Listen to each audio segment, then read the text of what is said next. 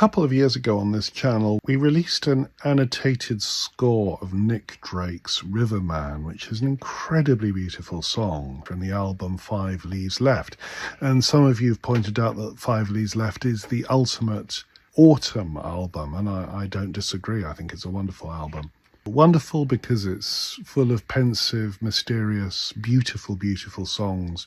Nick Drake was a magnificent acoustic guitarist with a unique approach to finger picking and also to guitar tuning. He would alter the guitar tunings in lots of interesting ways. And the album is full of beautiful songs, but perhaps Riverman is my favourite.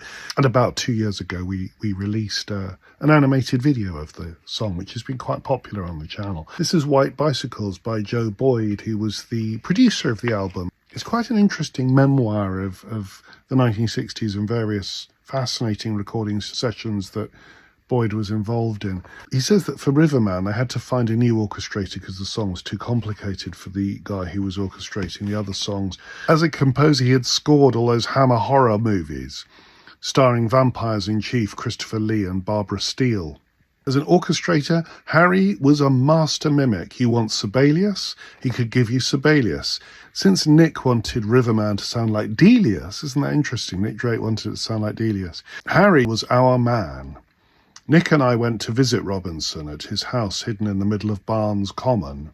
Barnes is out to the west of London and has lots of lovely green space. So he had his house hidden in the middle of Barnes Common, just below the tree that was to kill Mark Bolan 10 years later. It's quite a weird biography, this, because it's full of all these slightly disturbing pieces of information about famous people from the period. Having heard a tape, Harry was already intrigued when we arrived. Nick played the song through, then strummed chords as the tape played, showing Harry the textures he wanted for the string parts. I had never heard him so articulate or so demanding. Harry made notes and nodded. The result was a track which is the most often played and discussed of all Nick's songs.